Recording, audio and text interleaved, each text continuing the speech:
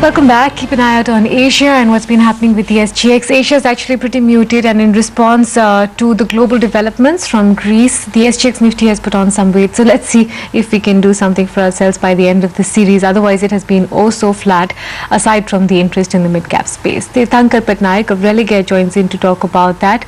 Tirthankar, morning. First, before we get talking about the market, a word on a concern that you have raised as well on the way the currency has been moving. Does that stymie our chances of any great revival in terms of performance in December? Because we're now sitting close to 56 almost.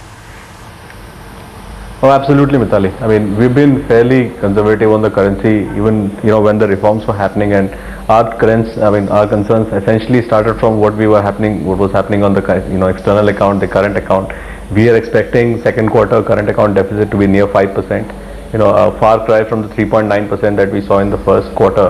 And most analysts on the street have been expecting numbers to improve in the year going forward, and that's where I think the dissonance has been, and we continue to remain concerned about the currency. What's adding lately to the pain is that nothing is happening on the reform front. There's not too much to be expected really in terms of the legislation that's tabled for the winter session anyway, so one is not likely to see big bang reforms or big bang announcements by the government come in. And if I could add, lastly, if the government goes ahead with what it's proposing on direct cash transfers, they want to make it fully implemented by end of 2014. That comes with noble intentions, but it would also coincide with pretty much the election calendar. So that's this is also something that is a concern for the markets at the moment. Therefore, currency remains a fairly big overhang for us, for the markets going forward. So how do you approach things going into December, Tirthankar? What do you think is going to be this kind of sluggish sideways movement? Because one hasn't seen the market this clamped down for such a long duration of time, or do you think there's going to be a breakout in either direction? Well, historically, one would expect the markets to move up meaningfully. So December has been the best month historically for the Indian markets. We just did a long strategy report where we showed that if you look at the last 33 years data, you see that December is pretty much the best month. The average returns in December at 3.5% are more than double that you get from any average month in the year, which comes to around about 1.5, 1.6% or so. And not just in the magnitude of returns, but if you even do a risk-adjusted return calculation, Sharpe ratios for December are better, and you don't have to take such a long period. You take the last decade. December should, on an average, give you about 5% returns. So, prima facie, December should see the markets moving up. What we're only concerned about, and we have voiced so in our report, is that the currency might play spoil sport. Tirthankar, morning. After the way things have panned out, 3 days of the winter session, no business transacted, a lot of ruckus, and still no clarity on how FDI and retail is going to pan out. What is your sense of how the winter session is going to pan out with respect to FDI bills being passed and the impact all of that will have on the markets? Look, if we've been saying that unless the government is very, very sure about getting this bill passed through or getting FDI and multi-brand retail passed through Parliament, they are not going to put it on vote. They will likely look for a consensus. They will likely look for assurance that they will not have egg on their face if they table it in Parliament. Until that's happening, you're not going to see FDI and multi-brand retail coming into the Parliament. You'll just have big discussions, and be that as it may, the rest of the menu for the winter session also looks pretty staid. Unless you look at FDI and insurance, the banking laws amendment bill, companies bill, those bills apart, most of the other things are not likely to create a big impact on the market. And remember, the market has already seen the upside from FDI and insurance, FDI and pensions. See, the announcement and the news impact is already sort of in the price, and one could potentially see only disappointment if what the government has announced does not really go through. So we for one remain less concerned about what's happening in the winter session. We are not overly bothered, but we aren't overly enthusiastic either. For us, the big indicator towards the end of the year remains the currency, as I just pointed out earlier. So just a hypothetical question, if the winter session does not yield much and the rupee continues to trade at levels close to 56, what could be the potential downside for the markets? Well, worst case, you could see a repeat of what happened in December of 2011, which was again something, and something of an exception to what typically happens in December. So you might see the market playing out flat from here, remaining at these levels. Remember, the two major indicators for the market over the last 3-4 months have been: one, a reform hope; second is a positive global backdrop where you see liquidity continuously coming in; and thirdly, for India specifically, a weak Chinese economy, which essentially keeps commodity inflation in check. Now all of these indicators are still in place, but the currency, which means the market does not have a big downside from current levels in our opinion. But yes, you might see essentially what we've been seeing over the last many trading sessions, that the market will remain in the doldrums for now, and you might see a very, very quiet December going forward. Given that backdrop, Tirthankar, do you expect anything remarkably different in 2013? Because as you pointed out, there hasn't been any great movement, but returns haven't been too poor in 2012. So if we can eke out the same thing, a 15-17% kind of return, is that your base case scenario for 2013? Oh, absolutely. I mean, in terms of valuations, Indian markets are not terribly expensive. 13 and a half times still is at a meaningful discount to the long-term average of 16 times or 16 and a half times, depending on the time period you look at. So by that metric, and the fact that FY14 should see higher earnings growth than in FY14 should see higher earnings growth than in FY13, should itself take the market up about 15-16% for FY4 for 2013. So we are not expecting the markets to really flat out in the next year going forward. We began the year this year anyway expecting a 15% odd return. We have done fairly better than that, and there's no reason why we should expect the markets to do anything different next year. Remember, in terms of economic growth as well, 5.5% of FY13, our estimate for FY14 is about 5.8%. So you would see economic growth coming up. We are seeing expecting earnings to bottom out in the third quarter. So there are a couple of positive things that are happening for the Indian economy as well. What does act as a hurdle, as a near-term overhang, is the currency, where we don't see clarity in at least the next quarter. We expect FY13 current account deficit to be anywhere near 3.9 or even 4%. The government estimates do not go beyond 3.8%. So for us, the currency remains the overhang. But having said that, there are a lot of positives in FY14 as well. Any thoughts on aviation, Tirthankar? Has the sector's time finally come? Well, your guess is as good as mine. I mean, this sector has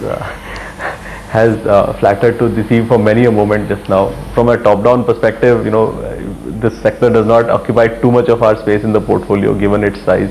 So yes, I mean, from a risk perspective, you might see some interest coming back now. Tirthankar, the government has finally moved on divestment. Do you think 30,000 crore is doable according to you? Unlikely so. Our estimates were about 15 to 20,000 crores for this year. They have started on, they've started on a good wicket. Hindustan Copper has seen through, but they've started fairly late in the year. So unless they gear up their act, it would be fairly difficult for them to reach 30,000 crore target, in our opinion. So which just means that the fiscal numbers that we are working with remain at around 5.8%, as we've been saying from April of this year.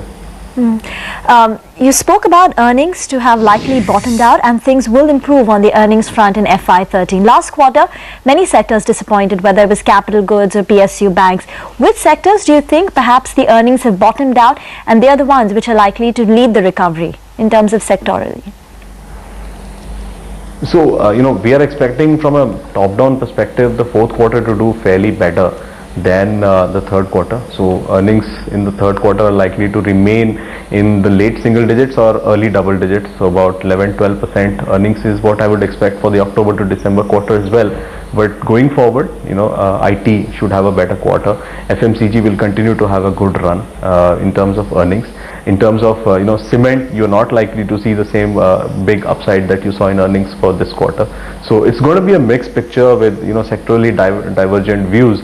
But on the overall number, I think fourth quarter should see about 13 to anywhere between 15% growth, which should take us the overall figure for FY13 at around 9 to 10%. So going forward, purely because of the fourth quarter improvement in the macro, we should see better numbers. I see from your note that autos is part of the disappointing set, though, Tirthankar. What have you made of the big move on Maruti and M&M? Any thoughts on either of those stocks? See, we like M&M as a story. We believe it, from a 2-year picture, both from its tractors divisions. I think the big dip in sales that we have seen over the last couple of quarters is there now. We have seen the worst of the pain. Rabi season is likely to be much better than what we saw in Kharif, where there was delayed rainfall and that affected agri incomes. So we see the tractors division also doing better for M&M, and overall as a from an SUV perspective, in terms of a market perspective, we would see we push Mahindra and Mahindra. For Maruti, I think margin expectations are likely to be something of a problem for the market for the in the quarters going forward. The stock has done fairly well after the incidents it has had in the last couple of quarters, and every time the stock falls, it just comes back to pre-incident levels.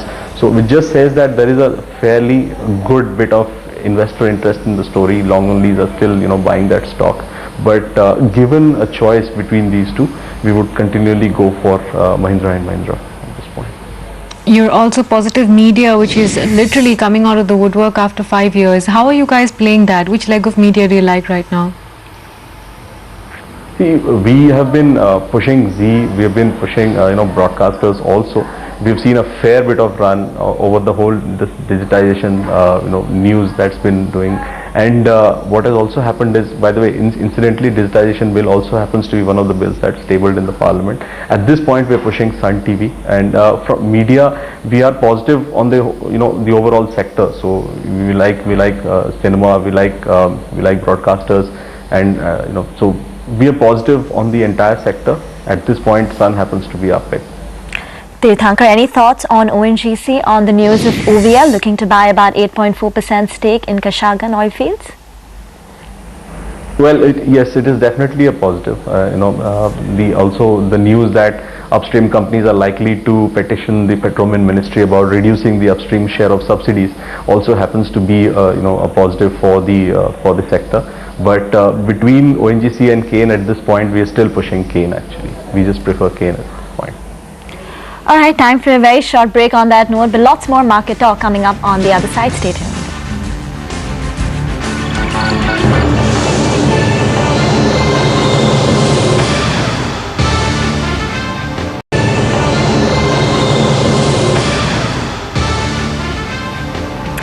Welcome back. Still in conversation with Tirthankar Patnaik of Religare Capital, and in a bit we'll get a check on what's happening on the futures and options side with Siddharth Bhambre one day ahead of the expiry, and then Apurva Shah of BNP Paribas as well will be joining us. Tirthankar, would you get constructive on PSU banks if you expect the macroeconomy to pick up in Q4? Would you suggest buying PSU banks to play that recovery? See, we've been pushing PSU banks as a pack, wherein Union Bank has been our pick, and other than that, we've been fairly positive as a top pick on SBI for a longish period now. So, as a trading bet, near-term reaction on news continues to favor PSU banks, given their cheap valuations and given the minimal expectations people have on asset quality. Even now with the macro unlikely to turn in a very meaningful way. At least in the next 2 quarters, and asset quality typically following it up with a 2-quarter lag. So yes, PSU banks will be something we would be preferring at this point, definitely. Siddharth Bhambre and Apurva Shah joined in as well. Gentlemen, morning to you. Siddharth, how is it looking going into the next series? Rolls have been very slow, at least movement on the index as well has been extremely sluggish. Good morning, Mithali. Yeah, that's a right observation from your end.